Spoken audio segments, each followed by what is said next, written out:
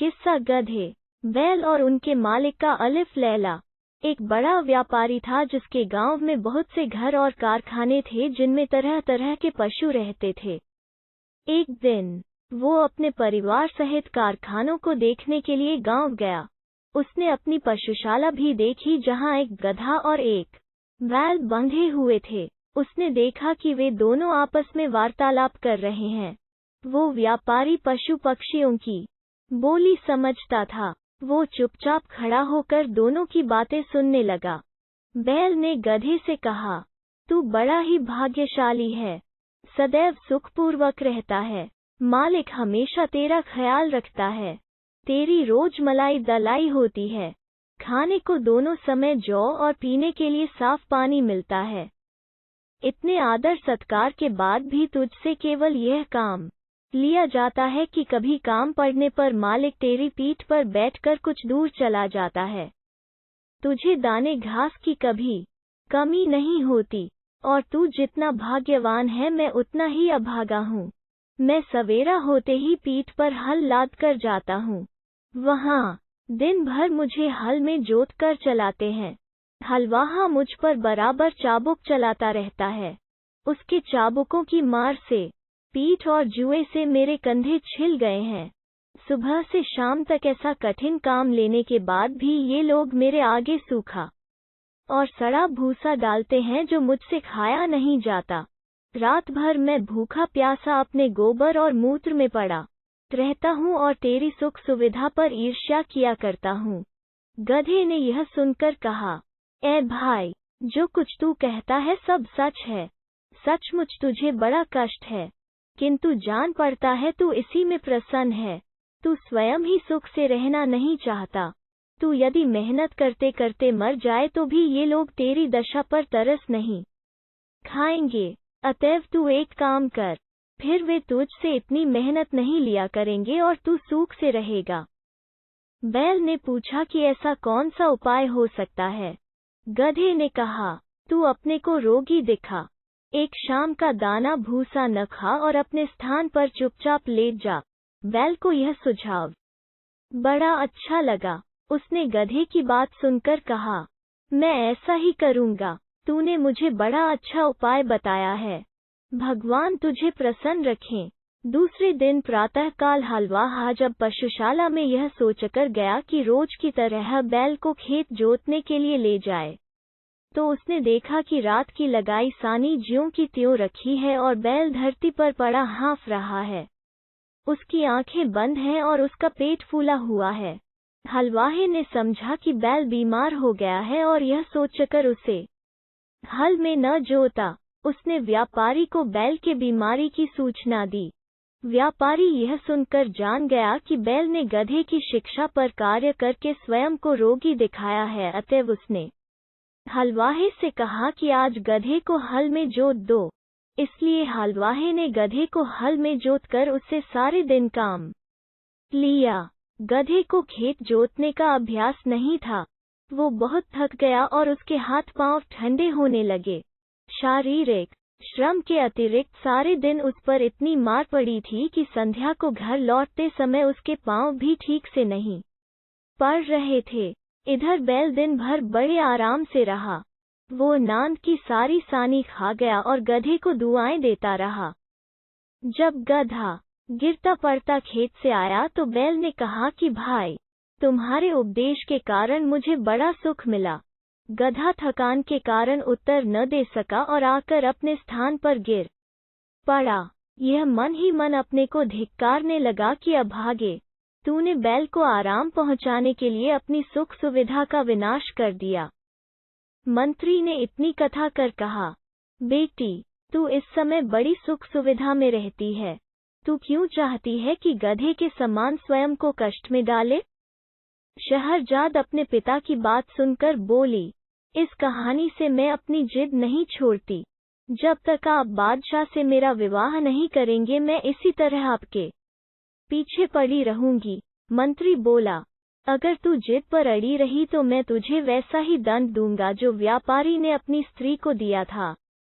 शहरजाद ने पूछा, व्यापारी ने क्यों स्त्री को दंड दिया और गधे और बैल का क्या हुआ? उद्धरण।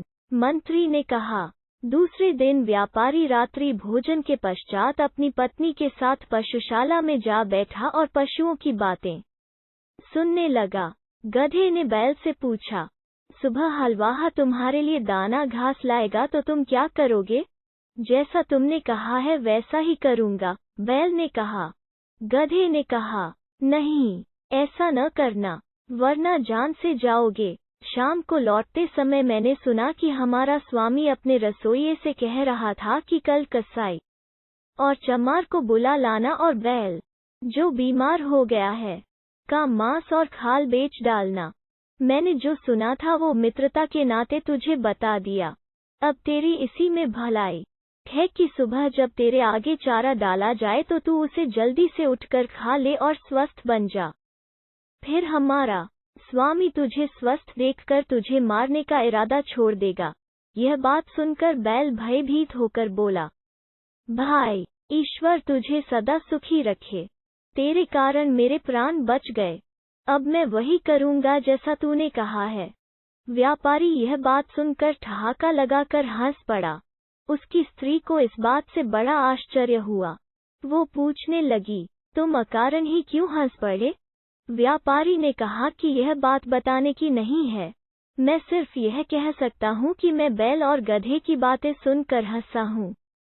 स्त्री ने कहा, मुझे भी वो विद्या सिखाओ जिससे पशुओं की बोली समझ लेते हैं। व्यापारी ने इससे इनकार कर दिया। स्त्री बोली, आखिर तुम मुझे यह क्यों नहीं सिखाते?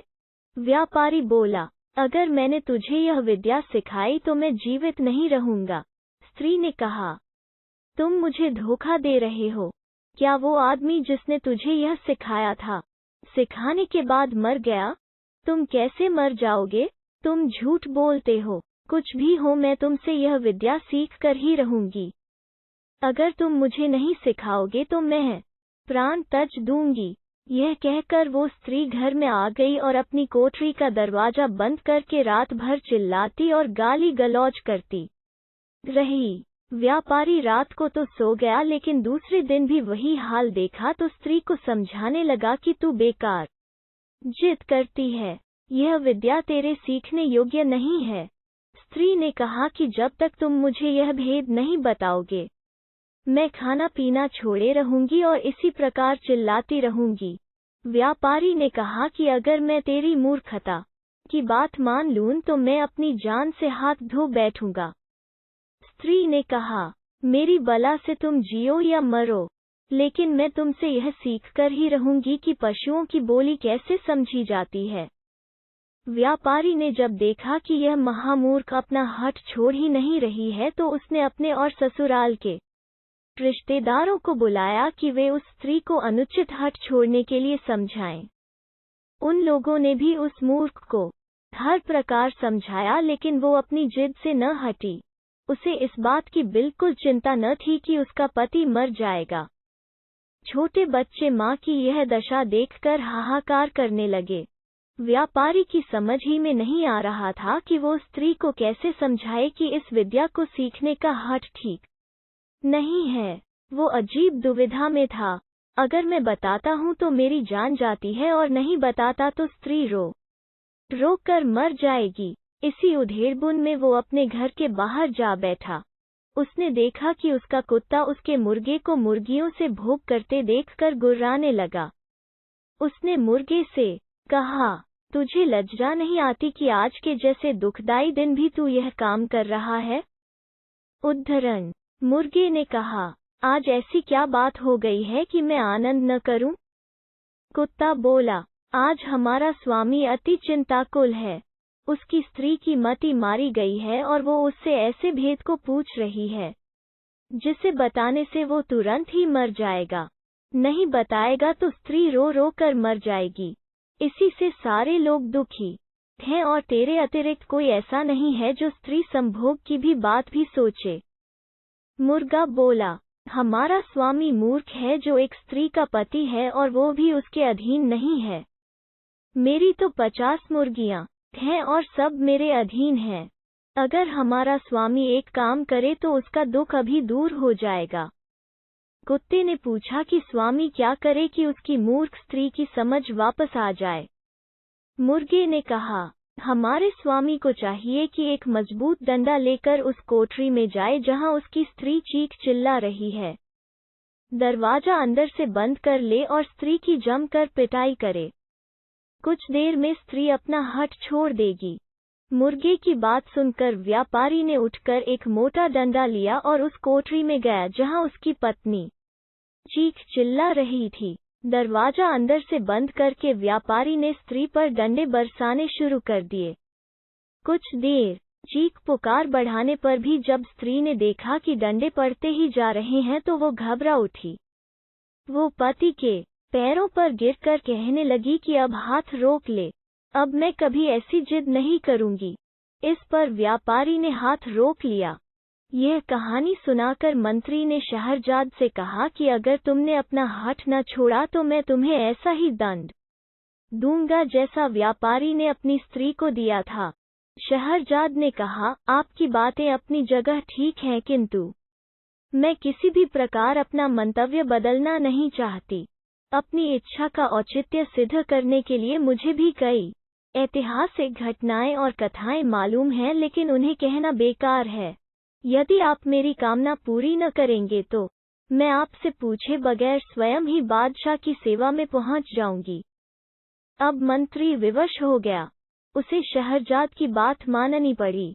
वो बादशाह के पास पहुंचा और अत्यंत शोक संतप्त स्वर में निवेदन करने लगा, मेरी पुत्री आपके साथ विवाह सूत्र में बंधना चाहती है। बादशाह को इस बात पर बड़ा आश्चर्य हुआ।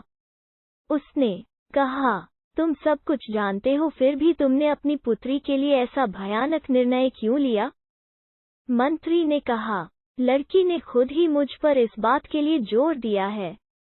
उसकी खुशी इसी बात में है कि वो एक रात के लिए आप की दुल्हन बने और सुबह मृत्यु के मुख में चली जाए।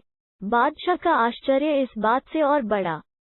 वो बोला, तुम इस धोखे में न रहना कि तुम्हारा ख्याल करके मैं अपनी प्रतिज्ञा छोड़ दूंगा। सवेरा होते ही मैं तुम्हारे ही हाथों तुम्हारी बेटी को सौंपूंगा कि उसका वध करवाओ। यह भी याद रखना कि यदि तुमने संतान प्रेम के कारण उसके वध में विलंब किया तो मैं उसके वध के साथ तेरे वध की भी आज्ञा दूंगा। मंत्री ने निवेदन किया, मैं आपका चरण सेवक हूँ। यह सही है कि वो मेरी बेटी है और उसकी मृत्यु से मुझे बहुत ही दुख होगा, लेकिन मैं आपकी आज्ञा का पालन करूंगा। बादशाह ने मंत्री की बात सुनकर कहा, यह बात है तो इस कार्य में विलंब क्यों किया जाए? तुम आज ही रात को अपनी बेटी को लाकर उसका विवाह मुझ से कर दो। मंत्री बादशाह से विदा लेकर अपने घर आया और शहरजाद को सारी बात बताई। शहरजाद यह सुनकर बहुत प्रसन्न हुई और अपने शोकाकुल पिता के प्रति कृतज्ञता प्रकट करके कहने लगी, आप मेरा विवाह करके कोई पश्चाताप न करें। भगवान चाहेगा तो इस मंगल कार्य से आप जीवन पर्यंत हर्षित रहेंगे। फिर शहरजाद ने अपनी छोटी बहन दुनियाजाद को एकांत में ले जाकर उससे कहा, मैं तुमसे एक बात में सहायता चाहती हूँ। आशा है तुम इससे इनकार न करोगी। मुझे बादशाह से ब्याहने के लिए ले जाएंगे। तुम इस बात से शोक विह्वल न होना, बल्कि मैं जैसा कहूँ वैसा करना। मैं तुम्हें विवाह की रात पास में सुलाऊंगी और बादशाह से कहूंगी कि तुम्हें मेरे पास आने दे ताकि मैं मरने के पहले तुम्हें धैर्य बांधा सकूं। मैं कहानी कहने लगूंगी। मुझे विश्वास है कि इस उपाय से मेरी जान बच जाएगी। दुनियाजाद ने कहा, तुम जैसा कहती हो वैसा ही करूंगी। शाम को मंत्री शहरजाद को लेकर राजमहल में गया। उसने धर्मानुसार पुत्री का विवाह बादशाह के साथ करवाया और पुत्री को महल में छोड़कर घर आ गया। एकांत में बादशाह ने शहरजाद से कहा, अपने मुंह का नकाब हटाओ। नकाब उठने पर उसके अप्रतिम सौंदर्य से बादशाह स्तंभित सा रह गया, लेकिन उसकी आंखों में आंसू देखकर पूछने लगा कि तू रो क्यों रही है? शहरजाद बोली, मेरी एक छोटी बहन है जो मुझे बहुत प्यार करती है और मैं भी उसे बहुत प्यार करती हूँ।